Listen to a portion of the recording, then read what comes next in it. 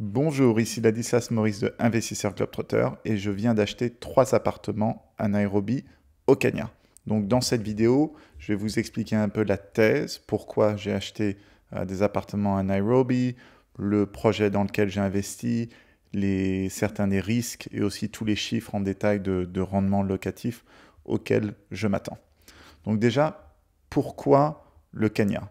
Donc ce que je trouve intéressant au Kenya, c'est que par rapport à beaucoup d'autres pays dans le monde, les prix de l'immobilier, particulièrement à Nairobi dans le centre-ville, ne sont vraiment pas chers du tout. Donc là, on va voir le projet dans lequel j'ai investi.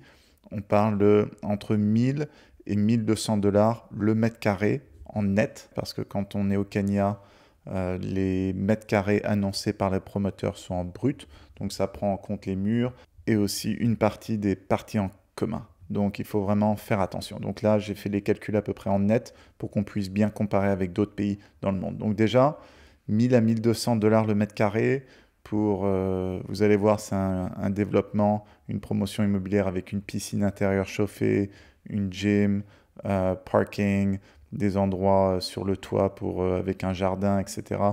Donc dans un très très bon quartier. Donc ça me paraît pas cher du tout comparé à tout ce qu'on peut voir de nos jours dans le monde. Surtout pour un pays qui a beaucoup de croissance démographique.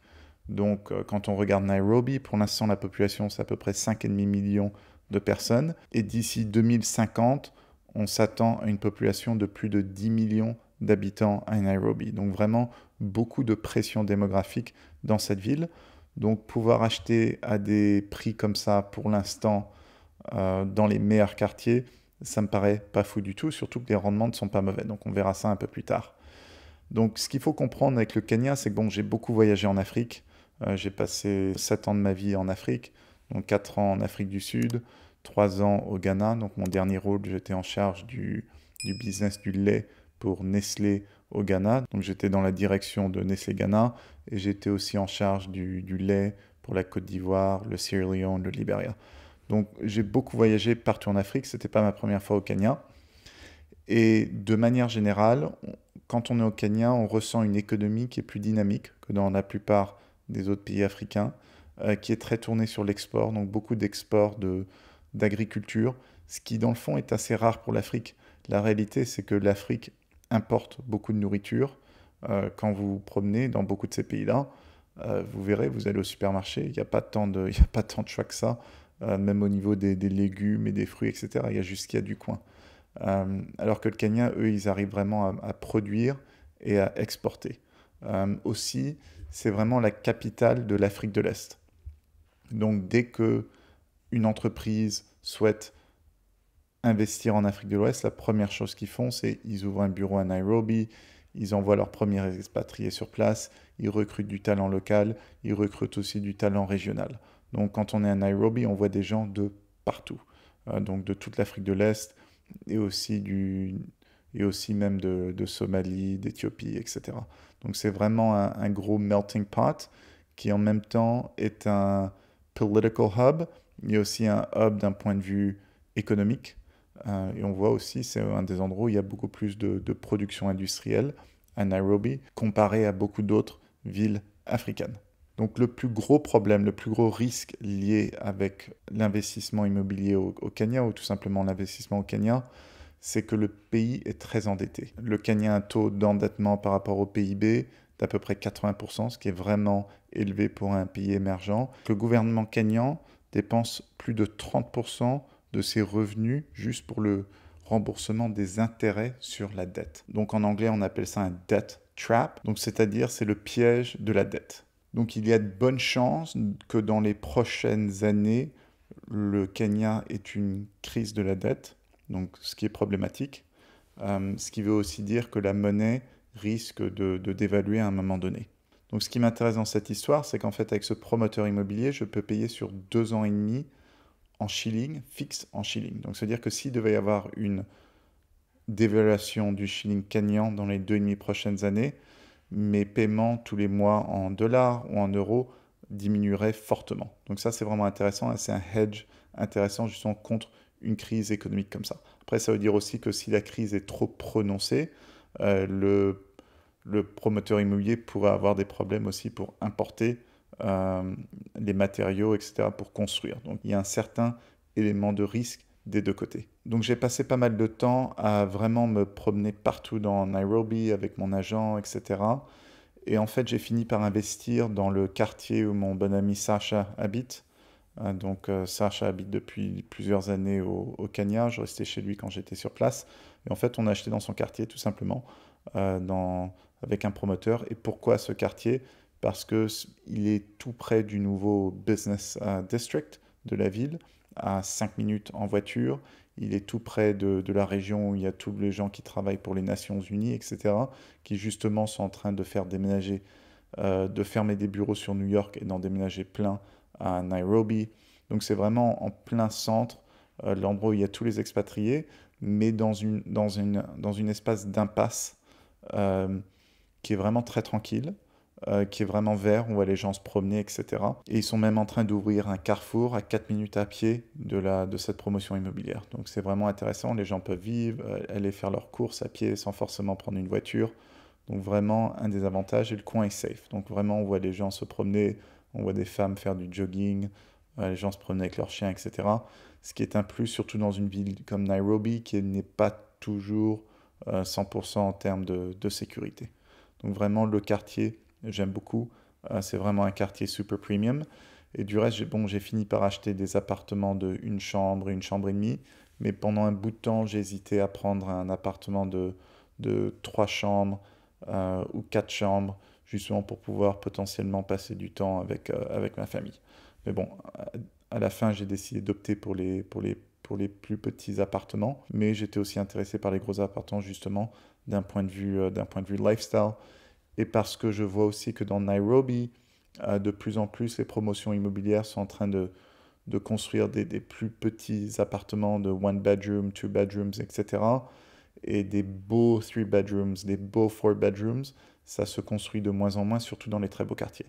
Donc peut-être que sur le long terme, en fait, les three bedrooms et les quatre bedrooms, surtout ceux avec une belle vue, seraient un meilleur investissement, même si les rendements locatifs seraient un peu plus bas. Donc c'est un promoteur chinois, donc c'est Pratik, qui est mon agent immobilier sur place, qui nous a amené voir plein de promotions et qui nous a introduit à ce promoteur donc chinois. Donc c'est intéressant. Donc j'ai parlé à Alex qui était en charge des ventes. J'ai aussi parlé au CEO de ce promoteur chinois. Et ça fait plus de 10 ans qu'ils sont implantés au Kenya. Ils ont fini pas mal de projets. Avant de décider d'acheter dans ce projet, j'ai été voir le projet qu'ils avaient complété avant. Et de ce que j'ai pu voir, donc le projet qu'ils ont complété avant, qui était juste dans le Chinatown de Nairobi, il y a énormément de Chinois à Nairobi, la qualité était pas mauvaise, mais c'était rien de fantastique.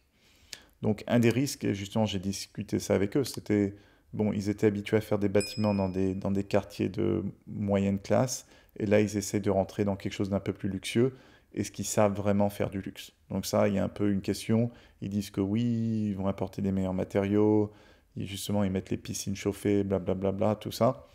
Mais il y a un petit élément de risque en termes de la execution, de leur stratégie de faire quelque chose d'un peu plus luxueux. Mais bon, je le vois après au niveau du prix, ils sont moins chers que la concurrence. Donc le prix était vraiment absolument, absolument imbattable. Donc au début, j'avais signé que pour un appartement. Sacha avait aussi signé pour un appartement. Et un membre de ma famille avait aussi signé pour un appartement. Et après avoir fait la vidéo en anglais, j'ai réfléchi, je me suis dit non, c'est vraiment une bonne opportunité. J'ai acheté 2 autres appartements en plus. Après, ce qu'il faut voir quand on investit au Kenya, c'est vraiment important de comprendre les voisins. Parce que les voisins peuvent être assez rapides à vendre leur terrain. Et après, on voit tout d'un coup un nouveau bâtiment qui se construit. Et ce que vous aviez au début, c'était une belle vue de la ville, les arbres verts. Et tout d'un coup, vous vous retrouvez à 7 mètres avec en face d'un autre bâtiment. Donc c'est important de vraiment regarder ce qu'il y a autour. Donc on a fait ça, donc j'ai pris mon drone, etc. pour bien voir les voisins. Donc derrière, pas de problème, c'est des jolies petites villas avec des piscines, etc. Donc ça, c'est pas loué à des expatriés, donc ça, c'est pas prêt de partir du tout. Donc ça, c'est les appartements de 3 chambres et 4 chambres à coucher qui en gros auront une belle vue garantie. Donc ça aussi, j'aimais beaucoup. Après, d'un côté, il y a un hôpital, une espèce de clinique privée pour les yeux qui a l'air assez défoncé. Honnêtement, quand on passe en drone, on voit des vieilles voitures, tout ça. Honnêtement, je crois qu'ils risquent de vendre à un moment donné. Donc de ce côté-là, si je devais investir, j'irais plutôt vers les étages en haut, en espérant qu'il y ait des restrictions un peu plus tard en termes de hauteur qui seraient un peu plus strictes. Parce que justement, les gens se plaignent de plus en plus que les bâtiments sont trop hauts. Donc je crois que le gouvernement va devenir de plus en plus strict en termes de hauteur, surtout dans des quartiers un peu résidentiels comme ça. Et de l'autre côté, c'est un bâtiment, le vendeur, donc c'est le même vendeur qui a vendu ce terrain au promoteur chinois.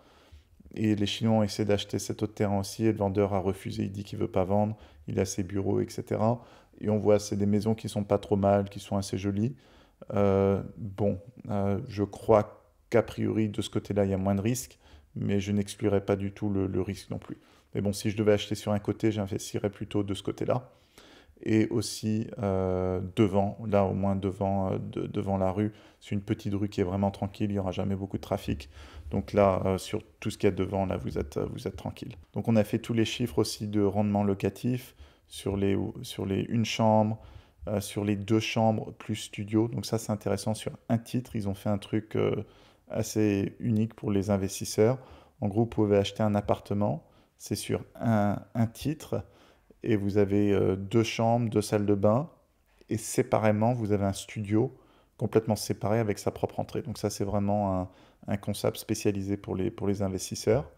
Et en gros, sur ces unités-là, sur celle d'une chambre, on est à peu près à un rendement de 10 à 11% brut et 7 à 8% net en prenant en compte les frais de gestion, trouver des locataires, euh, 5% du temps où c'est pas loué, un peu de frais chaque année pour l'entretien, etc.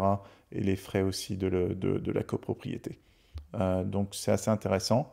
Et quand on fait les mêmes chiffres celle de 3 chambres et de 4 chambres, on est plutôt à un rendement net d'à peu près 6%. Donc les rendements sont un peu plus bas sur celle de 3 chambres, 4 chambres. Par contre, je crois qu'il y a plus de potentiel sur le long terme de plus-value sur ces unités-là, où vraiment il y a une vue garantie et qui sont vraiment pas chères au mètre carré. On parle de 1000 $ le mètre carré, ces unités-là, en mètre carré net, pour être en plein centre-ville d'une ville en plein boom, avec piscine chauffée, tout ça, parking, etc. 1000 $ le mètre carré avec des vues. Ça me paraît vraiment pas cher. Donc je crois qu'il y a vraiment un potentiel sur le long terme de plus-value. Après, au niveau des impôts, il y a un peu d'ambiguïté. Donc théoriquement, les non-résidents qui investissent à leur nom doivent payer 30%. C'est une withholding tax, donc c'est-à-dire 30% sur le revenu brut, sans toutes les déductions. Donc ça a vraiment un impact très négatif sur les rendements nets. Par contre, vous pouvez contacter Pratik, ils ont des manières de réduire ça en utilisant des structures, etc. Voilà, et ce que j'aime bien aussi, c'est qu'il y a un payment plan sur 2 ans et demi, fixe en shilling. En gros, c'est une vente à découvert du shilling. Voilà, donc si le shilling devait baisser, ce qui ne m'étonnerait pas du tout, là il est à 130 dollars et au mois de février il était descendu jusqu'à 160 dollars. Donc il y a vraiment un potentiel. Et on voit que c'est une monnaie qui n'est pas complètement libre, que la Banque centrale est en train de manager le taux de change derrière, mais avec la pression qui va arriver, il risque d'y avoir des dévaluations. Après, en termes de gestion immobilière, il y a deux options. Soit Pratik et son équipe peuvent gérer l'appartement sur le long terme, ou sinon le promoteur chinois eux aussi peuvent s'occuper de gérer ça. Le promoteur est un peu moins cher, mais voilà, il y a deux options pour gérer. J'ai vu ce qu'ils faisaient dans les autres bâtiments, comment ils géraient, c'était assez bien géré. Donc je m'inquiéterai pas trop de ce côté-là. Il y a aussi un des avantages de Nairobi, c'est puisqu'il fait beau, mais sans faire trop chaud, sans toute cette humidité, etc. C'est pas comme investir à Abidjan, au Cameroun, au Congo, où il y a l'humidité et tout s'abîme très rapidement.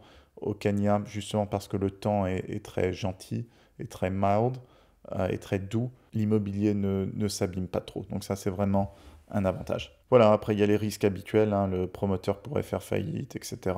Problème politique, blablabla, c'est l'Afrique. Hein, donc c'est vraiment pas un investissement pour les gens qui ont un peu peur de la volatilité, c'est le genre de truc qu'il faut éviter.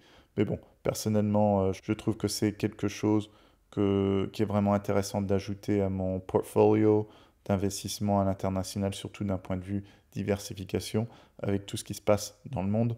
J'ai pas du tout envie d'investir en ce moment dans certains pays européens. Donc si vous êtes intéressé d'en savoir plus sur ce projet, vous pouvez contacter Pratik en dessous. Il faut parler soit l'anglais, soit le swahili. Il ne parle pas français malheureusement. Bonne journée. N'oubliez pas de télécharger mon e-book gratuit 12 erreurs à éviter lorsque l'on investit dans l'immobilier international que vous trouverez sur mon site qui contient aussi de nombreux articles sur l'immobilier et l'expatriation. À bientôt.